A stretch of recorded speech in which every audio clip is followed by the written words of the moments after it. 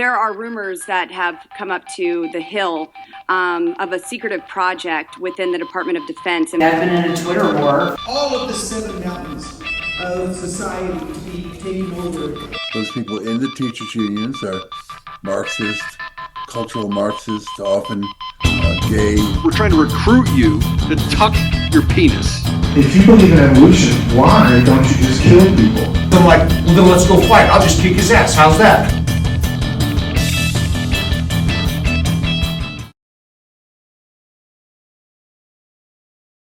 Welcome back to the Fever Swamp Review, a podcast from the Colorado Times-Recorder. I'm your host, Heidi Beadle, and it is graduation season. I'm sure quite a few of you fine folks are going to be spending the next few weeks visiting different schools, sitting through boring commencement speeches, watching your kids or cousins or brothers or whatever walk across the stage and get a diploma.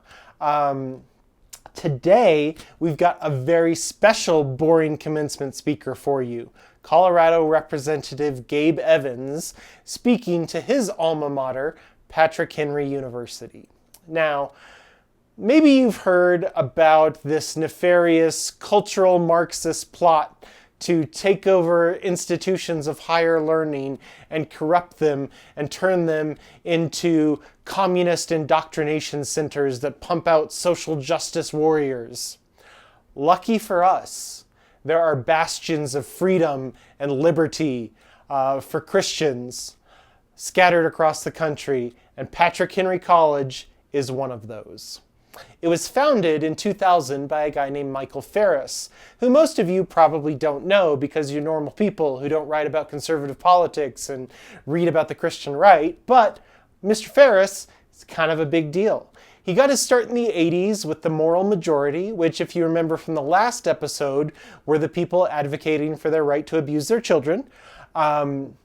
Ferris kind of got his start working for the Homeschool Legal Defense Association.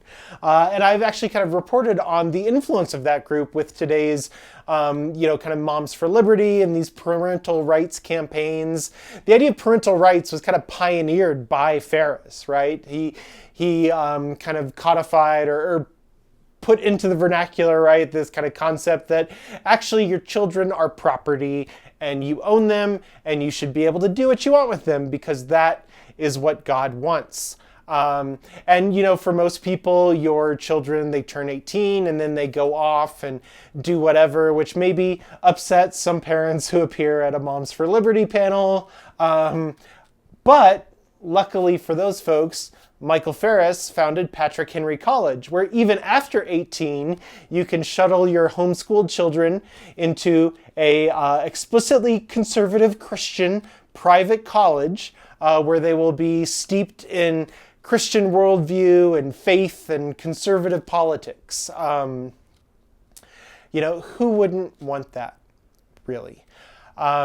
Ferris also has ties to the Alliance Defending Freedom.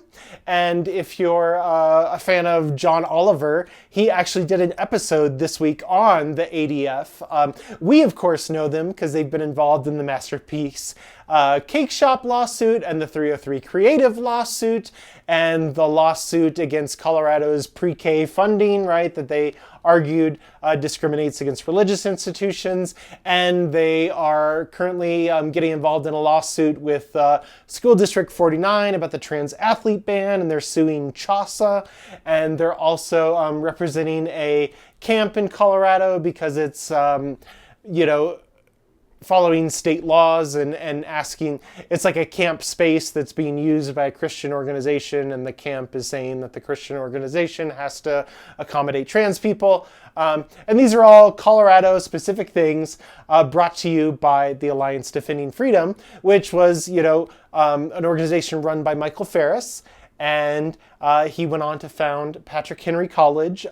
Here, actually, this is a clip that was used in John Oliver's show, but kind of encapsulates everything. Here's Mr. Ferris talking about the Alliance Defending Freedom. My view was I wanted ADF to be bigger than the ACLU in every measure: staff, funding, cases, impact, and the fear we strike in the hearts of our opponents. And so in a Christ-like way. In a Christ-like way, yeah. Christian love, kill, kill, kill. So that's Michael Ferris, founder of Patrick Henry College, which President George W. Bush said, "The college holds a vision for the future of America." And what a vision it is, right? And it, again, as we kind of have pointed out here, and as you might guess from Ferris's various pronouncements, it is an explicitly Christian college, but it illustrates like the difficulties and kind of absurdities of this Christian nationalist movement, right? So like a lot of Christian colleges, like Liberty University, it requires students and faculty to sign a statement of faith and to affirm certain beliefs, but it's kind of interesting. Like there were some cases in the early 2000s that kind of raised questions like about the like it's Christian, sure, but it's like a very specific brand of Christianity. And in 2005, a library clerk at Patrick Henry College was asked to resign for promoting the idea that baptism is essential for salvation. And they considered that a violation of the statement of faith, which is wild because a number of like main Christian denominations kind of hold to the idea that baptism is in fact essential for salvation. But the kind of fundamentalist, like non-denominational sort of Bible church crowd that draws much of Patrick Henry's kind of student body doesn't, right? And their position is that salvation, all you need is Jesus, right? As I think it was the guy from The Family, if anyone has read the work of Jeff Charlotte, right? But salvation is just Jesus plus nothing. And of course, that incident in 2005 led to 5 of the college's 16 faculty members resigning in protest, saying that the president's interpretation of the biblical worldview policy conflicted with their own views on academic freedom. And we're not talking about like radical liberal college professors. Like one of the guys that resigned was part of the Orthodox Presbyterian Church. When you're losing the OPC, maybe reconsider. I don't know. But that's kind of an example of this college and their vision for America, right? And it's wild because, it's named after Patrick Henry, who, again, I point this out and, I'm never gonna like get over like just kind of pointing out like the ahistoricity of this rhetoric and this movement, right? So Patrick Henry College, very strict interpretation of a specific fundamentalist kind of Christian doctrine, named after Patrick Henry, who would absolutely not endorse any of these kind of modern Christian nationalist government movements, right? This is from the Wikipedia entry for Patrick Henry's life. Religion played a key role in Henry's life. His father and namesake uncle were both devout and were both major influences in his life. Nevertheless, he was uncomfortable with the role of the Anglican Church as the established religion in Virginia, and he fought for religious liberty throughout his career. Henry wrote to a group of Baptists who had sent a letter of congratulations following Henry's 1776 election as governor. "My earnest wish is that Christian charity, forbearance, and love may unite all different persuasions as brethren." Right? And so, Henry, who, by the way, was an Anglican, which I might be wrong on this, but I'm pretty sure I'm not, but one of the those denominations that considers baptism kind of important for salvation, and which, he was Anglican, and then the Revolutionary War happened, and then they became Episcopalian, which is today like a wildly liberal Christian denomination. So just insane, right? Just kind of, again, shoehorning things into what they imagine their specific take on stuff is, right? So part of the college with its, Christian worldview, it's also like kind of billed to parents as sort of like a safe space, right? So like, again, high control parents who have homeschooled their children, don't want to send them out to some godless state university run by Marxists, can send them to Patrick Henry College, which encourages kind of courtship culture, and has specific, it has the statement of faith, it has specific rules around conduct and behavior. And we could actually kind of listen to the first part of Representative Evans' speech, sort of reminiscing about his time at Patrick Henry University. Well, Patrick Henry College, it's great to be back. And as I sat listening to Sarah's speech, two things struck me. There is still sweetness to be squeezed out of this place. It's been, 15 years. I think 2010 was the last time that I was back on campus. So to be back, Chancellor Ferris, President Hay, truly is an honor. There is sweetness left in this place. And there's a lot of change that's happened too. I showed up here 20 years ago, and I'm not even going to ask who in the audience is under 20 because then I'll feel really old. I showed up 20 years ago, 2005, bright-eyed incoming freshman. This building didn't exist. This was a field. And so I thought we would just talk briefly about some of the things that have changed and some of the things that are the same in those 20 years. Obviously, the first one is this building. I was here for the groundbreaking of this place. Didn't ever quite experience it after it was completed, but I'm so glad that it's here, even though a little bit of me is a little bit sad that it sounds like student life doesn't rotate around Founders Hall like it did when I was here, where I watched certain things happen, like, the Giants beating the Patriots in that Super Bowl with 16 seconds left to go. That memory for me will also always be associated with Founders Hall.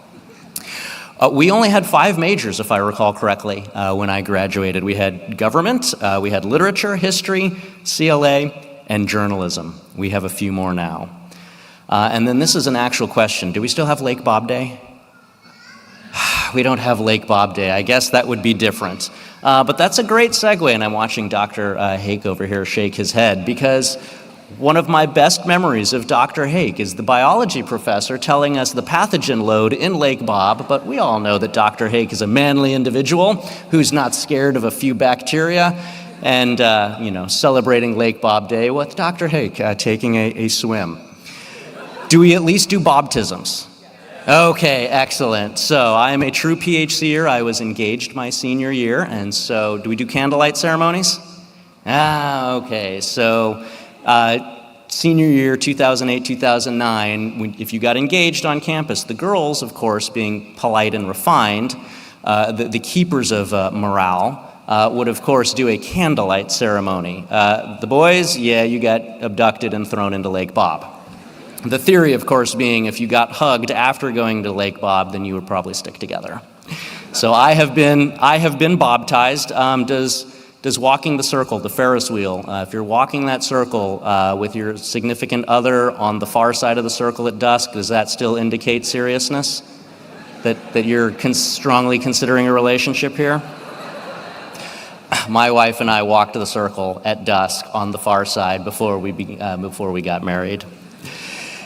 And of course, what makes this place what it is the faculty. There are still 8 from my time. Didn't take classes with all of them, but there are still 8. We've already, of course, talked about Dr. Hake, a living literary legend himself. Dr. Sillers, who taught journalism. When I was a police officer, I avoided the media. I did not want to be on TV as a cop. That usually meant I did something wrong. And now that I'm in Congress, a slow week typically is about 25 to 30 media mentions. A busy week is about 80 media mentions. So truly appreciate the work that Dr. Sillers has put into everyone who's a part of the journalism major, because we need good journalists.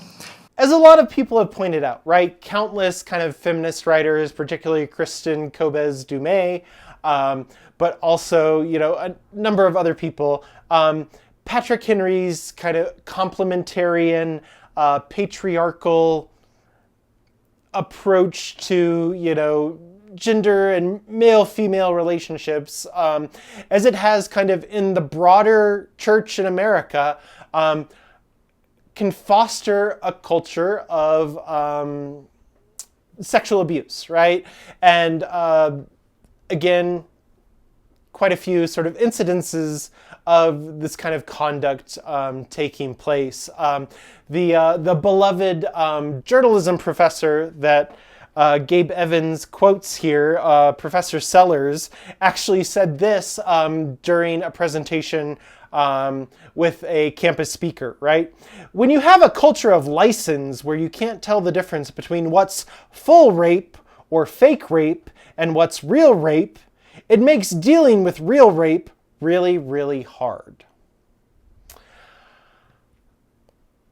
That's the guys that Gabe Evans is giving a shout out to in his commencement speech. And these things, right, these incidences of sexual assault, I'll link a New Republic article in the show notes, which, by the way, I don't know if you've noticed, when we publish these episodes, we make a post on coloradotimesrecorder.com, and the last couple of episodes I've been including supplemental material, links to other videos or other articles or past reporting that I might have done, or other members of the Colorado Times Recorder staff, in case, you want to check my work, right? If you think I'm taking this like crazy liberal viewpoint, or I'm being unfair, or you just want to, or you think I'm making stuff up, I'm happy to provide the sources, and please check my work, and leave a comment if you don't like it. But anyway, so many of these cases, right, where women have come forward at Patrick Henry College and reported incidences of, sexual misconduct or date rape or things of this nature, the administration has kind of downplayed it and has also, kind of blamed the woman, right? Purity culture, as endorsed by many evangelical organizations, including, Patrick Henry College, but so many of them, right, oftentimes puts the onus for preventing sexual misconduct on women because women's bodies are the source of, the sin, right? And it causes their brother to stumble. Jesus did say, if your eye causes you to sin, pluck it out. But again, shoehorning things into stuff. So, and the effect of this, right? This kind of culture of like strict fundamentalist Christianity and, differently kind of applied standards for men and women and their failure to kind of follow through with these things. In this article from the New Republic, kind of inadvertently, like, illustrates how these organizations are like causing their own sorts of problems, right? If you follow the Christian right and a lot of the rhetoric, a lot of these people are kind of thinking about like, how could we reach the world, and why, why is the world so, the secular world so hostile to Christianity, and it's because of many of these incidences and the way that they're handled by these institutions. And it leads people ultimately to just leave the faith completely, right? This is from that New Republic article, one of the women kind of discussing her life after Patrick Henry College. And she wonders if she'd still call herself Christian if Patrick Henry's administration had treated her differently, or if she would have stayed at Patrick Henry College and gone on to the successful State Department career she once thought to be her destiny. I honestly can't even imagine how different things would be if I had been supported at that institution instead of silenced and ostracized, she says. But the time at the institution was great for Gabe Evans. He used it as a springboard for his military and law enforcement and then political career. And so here he is talking about that. You've been here for 4 years now, cramming, studying, learning, absorbing the education of a free person. But now that you're graduating, it's time to apply it. How do we take that knowledge and reason? How do we go out? How do we lead the nation and shape the culture? How are we that salt and light to the broader world? Well, like many things, it's both simple and complex. It is the juxtaposition of faith and reason. And I think the best way that I can communicate that to you is my own personal journey of faith and reason that took me from the Patrick Henry College class of 2009 to the United States Congress. My wife and I graduated. We got married the summer afterwards. She, of course, a CLA major, I a strategic intelligence major. I had just earned my commission as a second lieutenant in the United States Army, which shipped me off to Oklahoma and then Alabama to learn how to do all of the things, ultimately culminating in being able to fly a Black Hawk helicopter.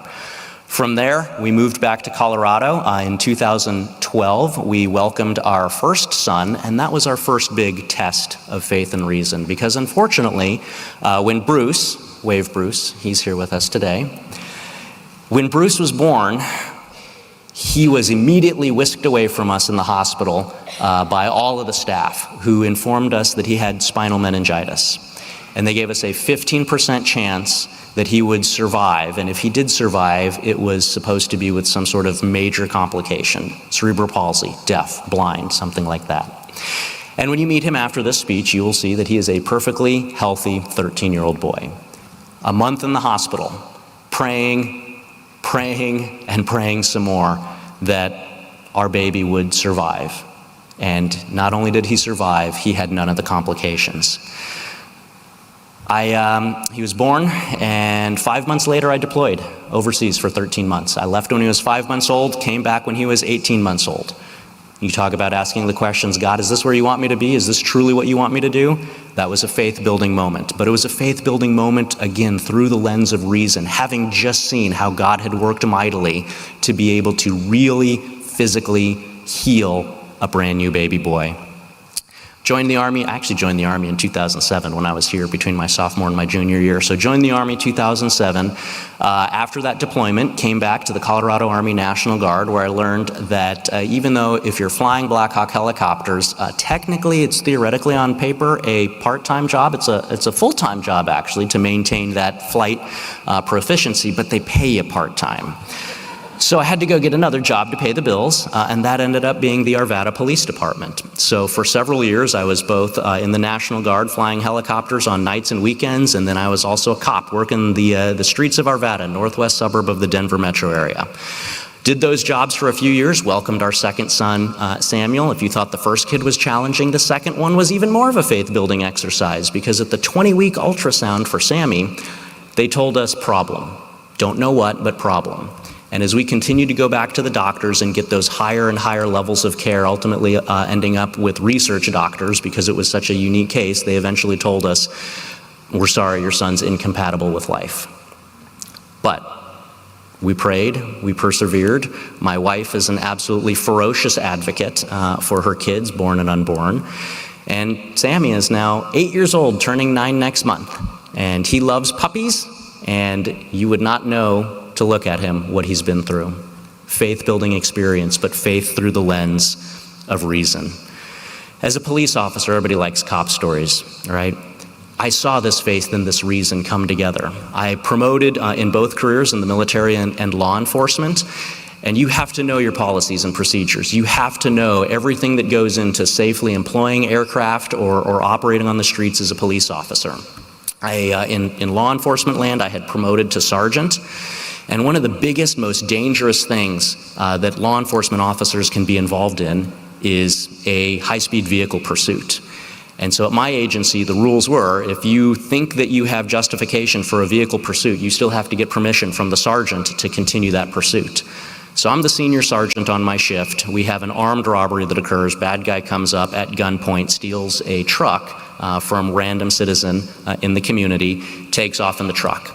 I'm the sergeant, I deploy my officers, and we actually find the bad guys. And my officer that found the bad vehicle announces over the radio, initiating the pursuit. It meets all of the criteria. Again, that reason, knowing my criteria, having to balance the need for apprehension with the danger to the public, being able to articulate everything that we're doing a year and a half, 2 years down the road in front of a judge and jury and a prosecutor and a defense attorney. Those are all the things that are running through my mind as I authorize this pursuit.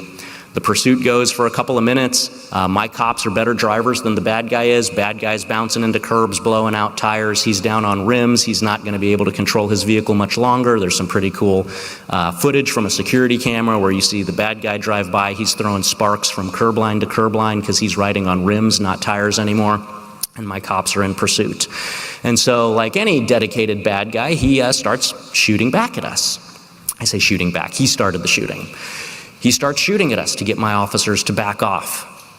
The dispatchers heard that, and they did what's called a metro-wide tone. Basically, Arvada's in a gunfight. If you're free, come help. In the space of about 10 minutes, I had 110 officers from 10 different jurisdictions across 3 counties come flooding into my jurisdiction. And that was a faith and reason building exercise, because I'm doing everything that I can as the senior sergeant, as the incident commander, to be able to manage the situation. But there's no way that I can manage 110 cops from 10 different agencies in 3 different counties. And so I am quietly praying my guts out, God, don't let anything bad happen here tonight. I hear a radio call from another agency go out, watch a crossfire. And I'm sitting there praying and hoping that we don't have a tragedy happen tonight. We got through it. We ended up catching the bad guy. It was a juxtaposition of faith and reason. Same thing in the military, flying helicopters. Even in a combat zone, about 80% of military rotary wing aircraft that go down as a result of human error. So do my combat deployment overseas, come back to Colorado. Colorado utilizes their National Guard very, very heavily because we typically have a lot of wildfires and search and rescues, things of that nature in the state. And so again, I'm in a command level position. We have a wildfire flare up. The governor activates several helicopters. We go out, we fight the fire for 5 days. We get the fire under control. And so we're coming back to base that evening. But we have to cross the Continental Divide in Colorado. We're crossing the Continental Divide in an unpressurized aircraft, so I can't climb above the storms. I have to pick and choose my way to get through the mountain passes without getting sucked into the clouds that are blocking in all of the tops of the mountains. And I can't control the weather. There's a physical limit to how much fuel I have left on board. The weather is getting really bad, and we're starting to run low on fuel. So we're a 2-ship flight. I'm in the lead ship, and then I have another aircraft behind me.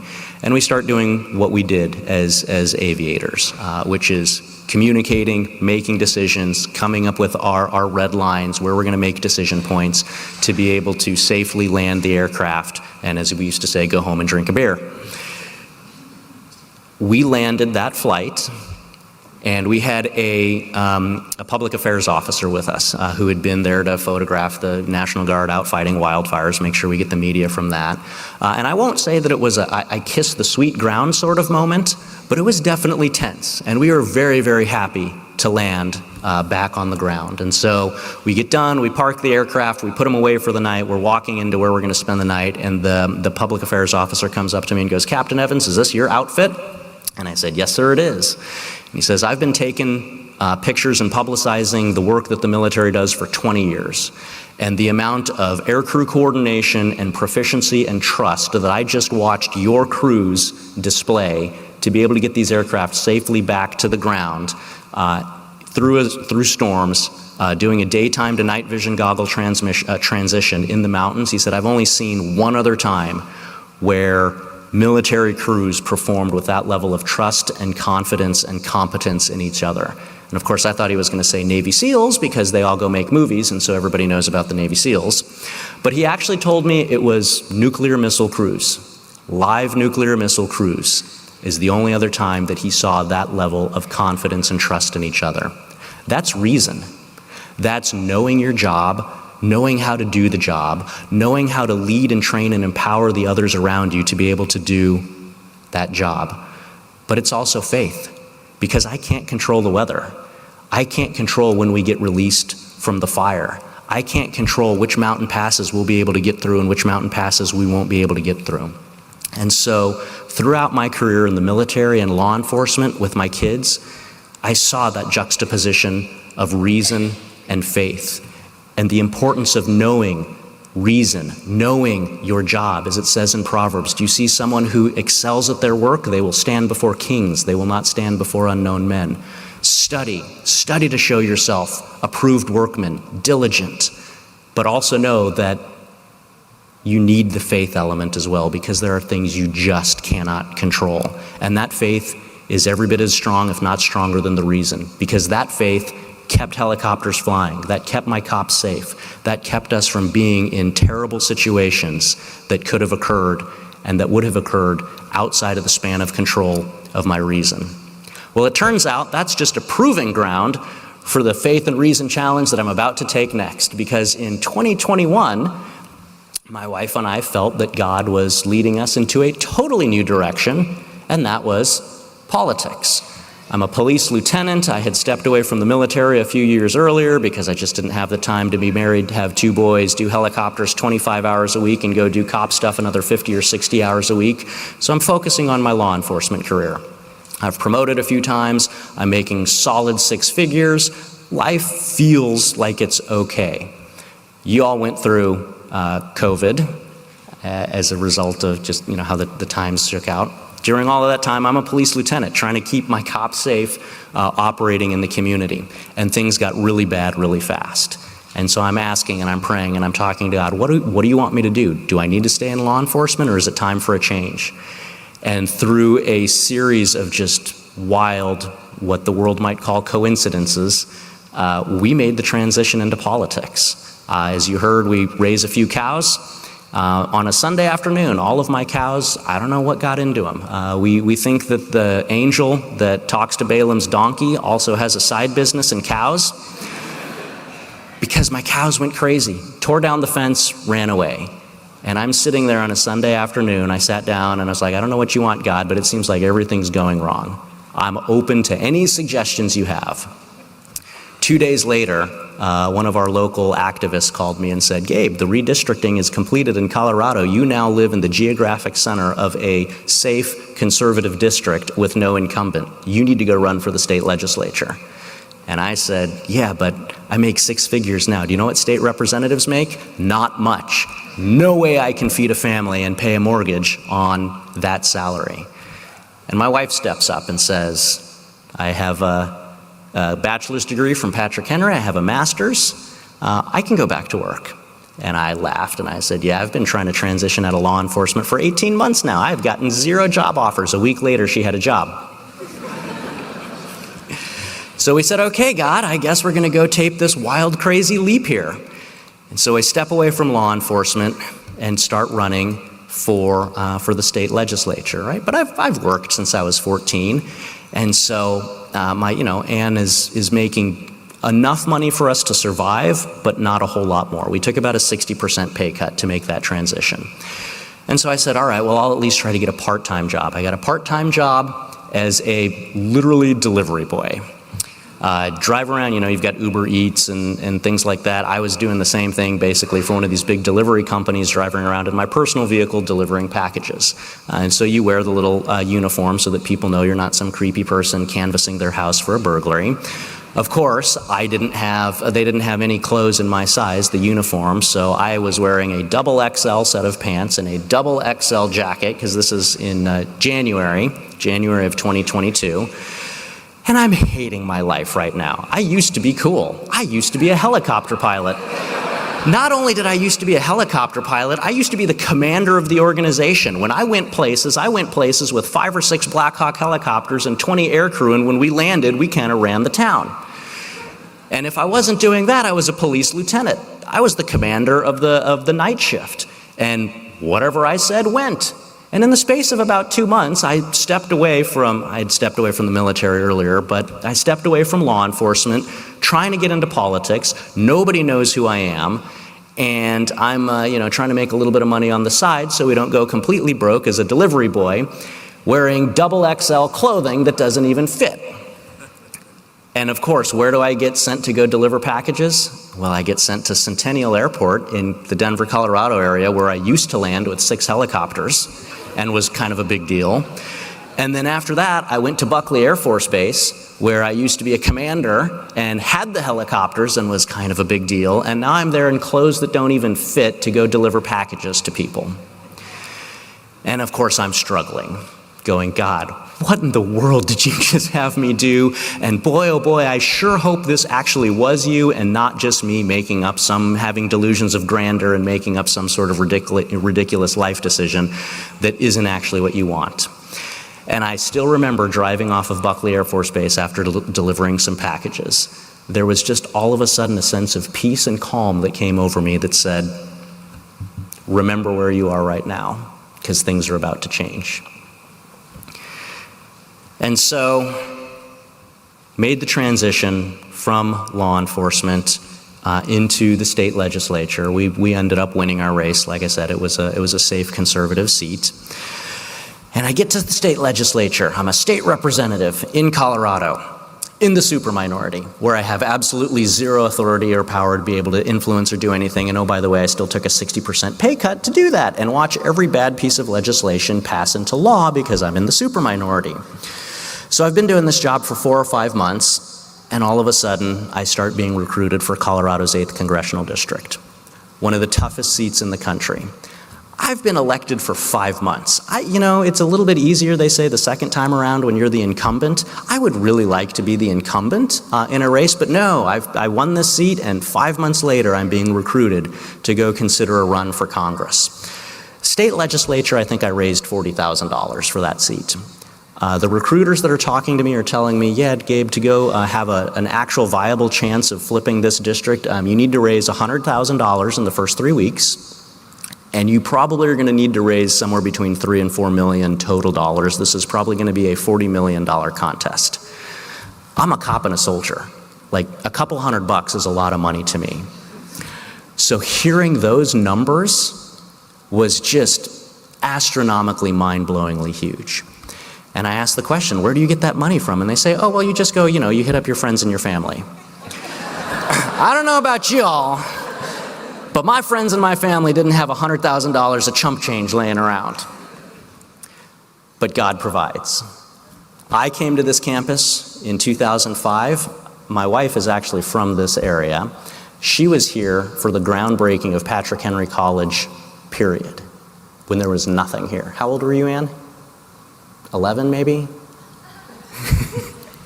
My wife was here from the beginning. Her dad, my father-in-law, was actually the first physics professor at Patrick Henry College. And so Ann reminded me of something that Chancellor Ferris would say, presumably to her dad, because I was like in elementary school, that Chancellor Ferris would say when this college was getting up and off the ground. And that is, what God wants, He pays for. $4 million ain't nothing to God. And so we make the decision. We make the decision that we're going to jump into this race. It was a joint decision between my wife and I. But for all of you parents in the room, the final argument that convinced me that I need to go jump into one of the most competitive congressional races in the country came from my mom.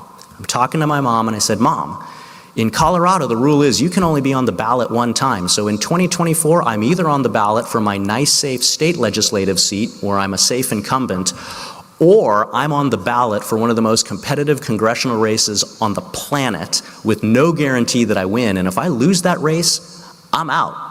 There is no fallback plan. And my mom goes, you know the parable of the talents, right, Gabe?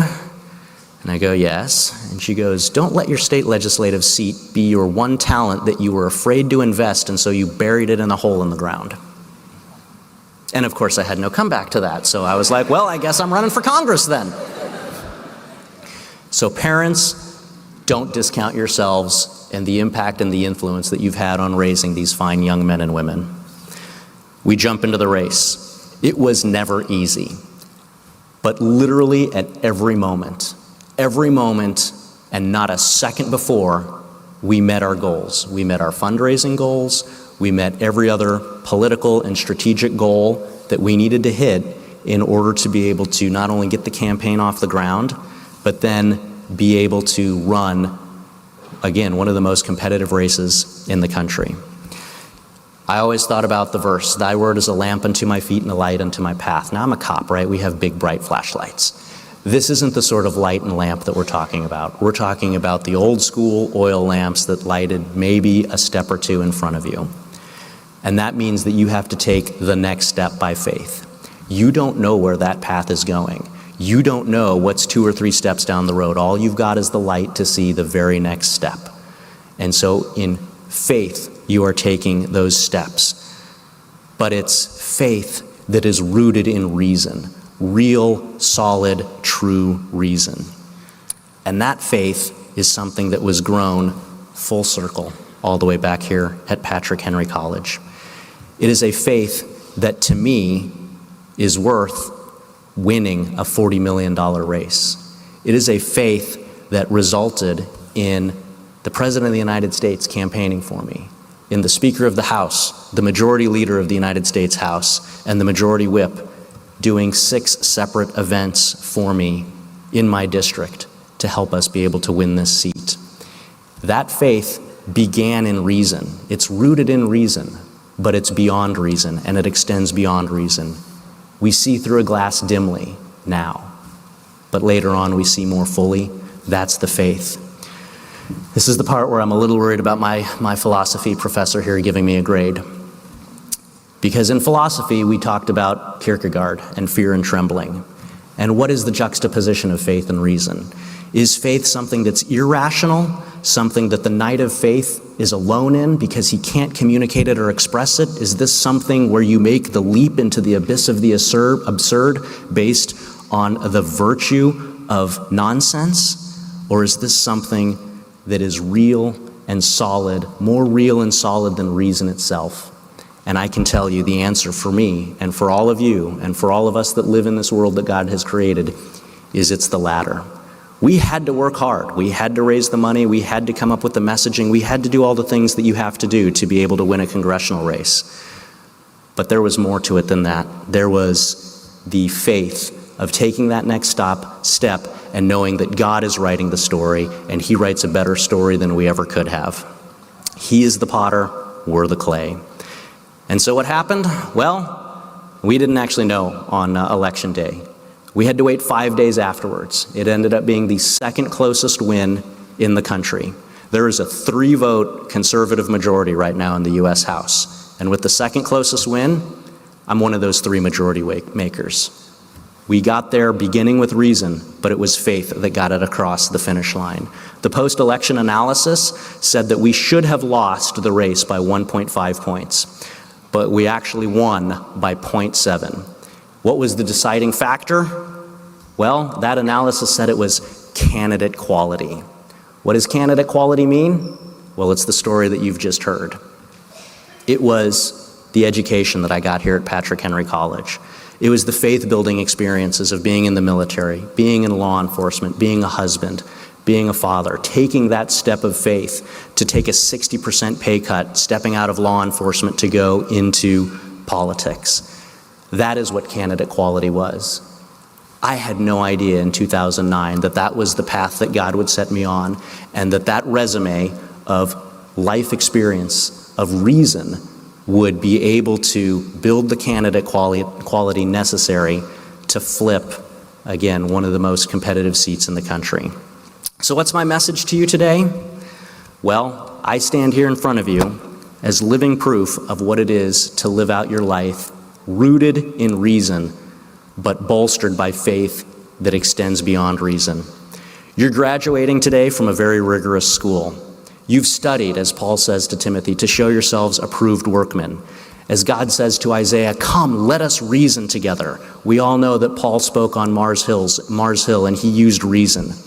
Reason is crucial, and I hope and pray and challenge that you will continue to study, to gain reason, to grow in that knowledge, but know that there's something else beyond that, and it is that faith. Faith is not opposite to reason. Faith is rooted in reason, but it extends beyond reason. It travels in the same direction as reason. And to me, that faith is as real and tangible as the $2.5 million that we raised for my seat. It's the 0.7% that we won by. It's the President of the United States campaigning for me. We're going to Patrick Henry College. Every time I think about the fact of all of the VIPs that came to my district, I think of Patrick Henry and his Liberty or Death speech, where he says, we do not fight our battles alone, because there is a just God who presides over the destinies of nations and who will raise up friends to fight for us. As it says in Proverbs, the heart of the king is in the hand of the Lord. He turns it where he will. To me, that's what faith is.